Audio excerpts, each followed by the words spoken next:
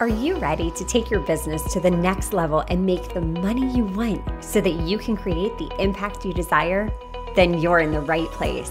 It's possible to run a successful business built around your life.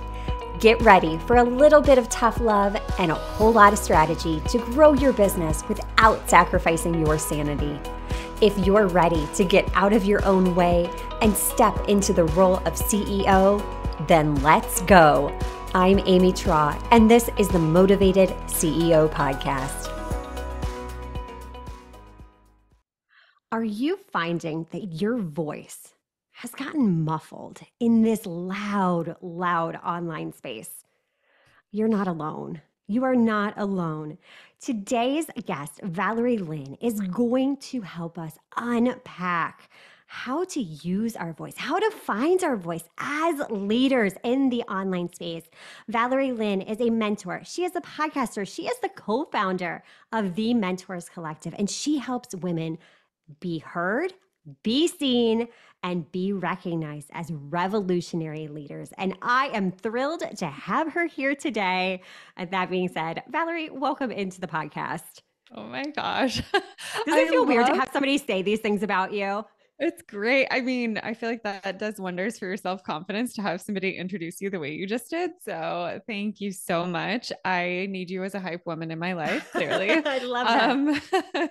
But no, I really appreciate it. And I'm always so humbled every time I get a chance to speak on a stage, a virtual stage, a podcast, whatever it may be. So yeah, really, really excited to be here and share the room with you.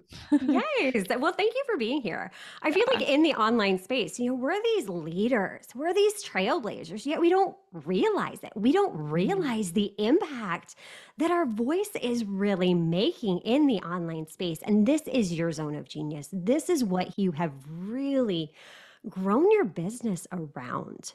So why, as leaders, is this so essential? To use our voice, to find our voice, and to speak out on these topics that may rock the boat a little bit. Yeah.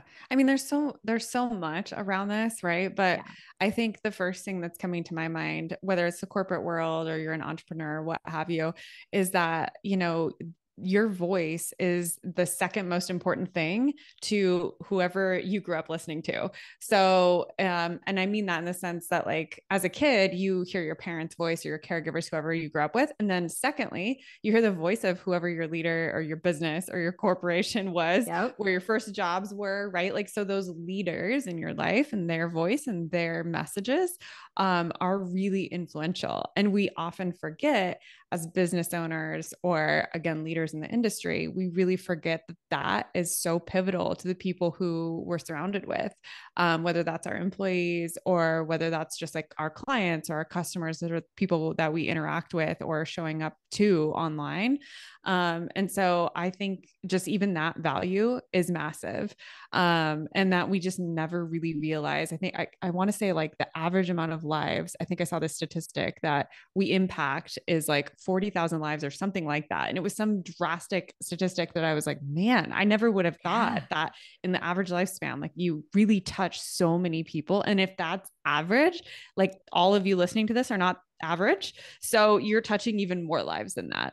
And so it's really, really important that you're leaving a legacy that is super true to who you are. And that's really like the first piece that jumped into my mind. I think the second thing that I would say about why this is so important is because I think if you lead a life that is true to your soul and to the music that, like, lives within your being, you will feel the most lit up and aligned, and you can leave this earth feeling at peace and like you really truly, like, used all the juice of your heart.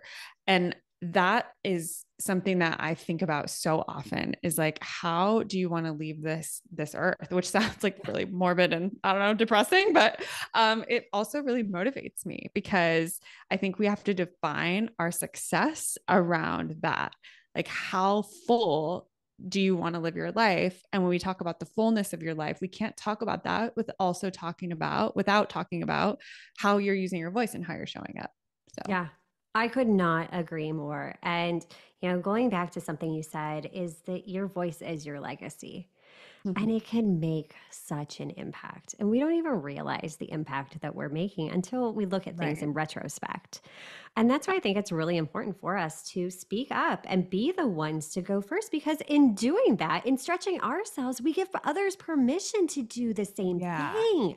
But it's Right. hard, it's really uncomfortable because, Yeah. exactly as you said, we've had our voice be influenced by everyone else, Hmm. that we have lost our Hmm. voice amongst the noise. So, Yeah. what do you think is the first step in finding that inner voice once again, so that we can truly live that life of legacy and impact and our version of success?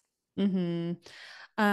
Such a good question. And of course, like just reflecting from my own experience, it depends on like kind of where you're at in the stage of like what it means to find your voice. But if you're anything like I was years and years ago, you maybe like completely forgot that you had a voice at all. Hmm. And so I think that's kind of what you're referencing is like you become muted, right? Because you just like pack on all of this stuff and eventually you're sleepwalking through life, doing what you think should be done and living a life that isn't even true to you. And you just wake Yeah. up one day and you're just so tired of your own bullshit that you're just like, okay, I need to do Yeah. something different. And so I think the first thing there is like really getting like clear. And I think clarity is tough when you're in that position because you haven't gotten to know yourself yet. And so a good way to do that is to really start paying attention to what brings you joy or what do you think brings you joy and actually like taking action on that. And so I think a good example here is like even just sitting down and figuring out like what does an ideal day look like for you, which again sounds really simple, but honestly like look at your calendar right now and tell me when was the last time you took yourself out like for an evening just for you, like a CEO day. When was the last time you did that? And I venture to bet that a lot of you are overdue for that if you've ever done it before at all maybe.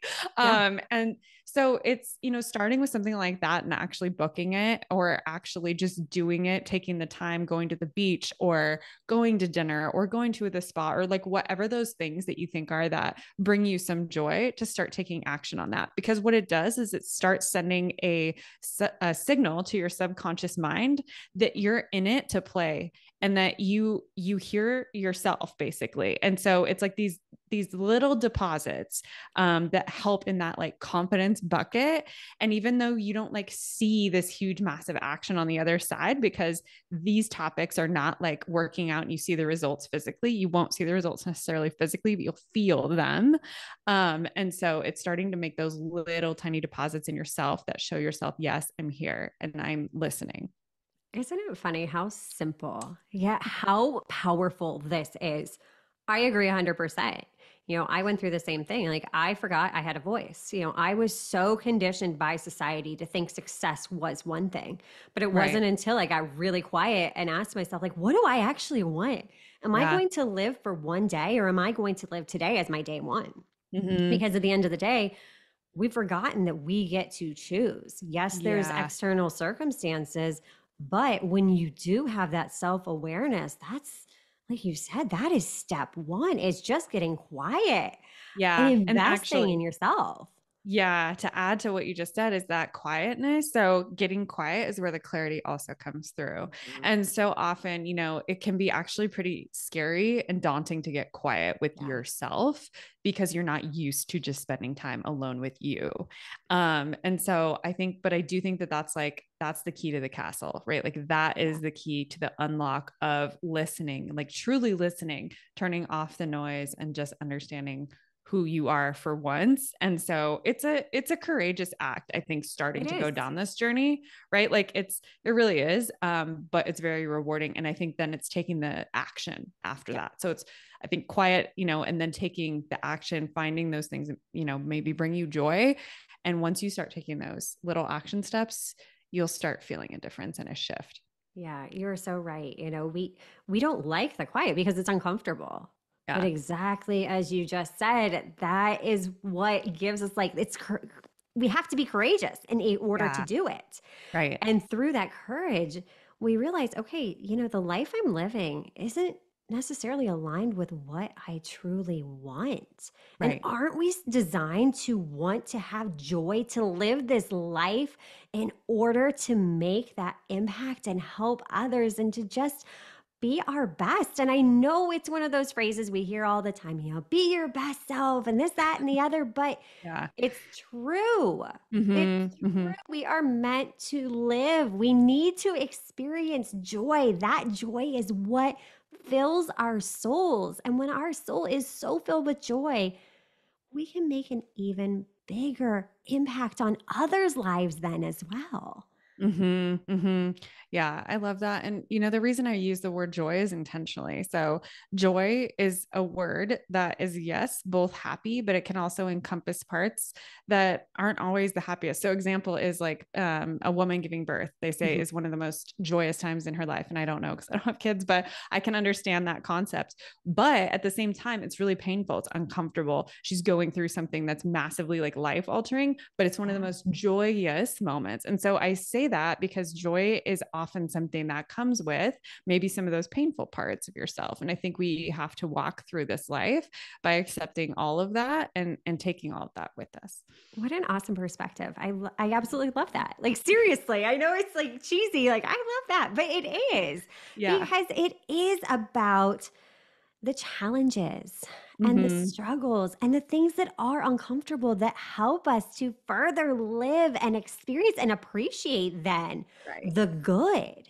Because Right. life's not always going to be rainbows and butterflies. Mm-hmm. As we're starting to find our voice, a lot of times we come across some resistance. Mm-hmm. People that don't necessarily agree what we have to say. I think a lot of women were afraid to be seen Mm-hmm. because of the fear of judgment. Yeah. What's your take on that? My take on that, first of all, is that we've been conditioned that way. So we've been conditioned to feel fear of what others think of us because that's what society has always said is like, well, don't you worry about what they're thinking or how you look or how you're coming across. And so I think it's a conditioning. But then it is a very real lived thing, right? Because it is ingrained in who we are and how we show up. And, I think it is something that it doesn't just, there's so many different like master classes and things out there that you can take courses, whatever.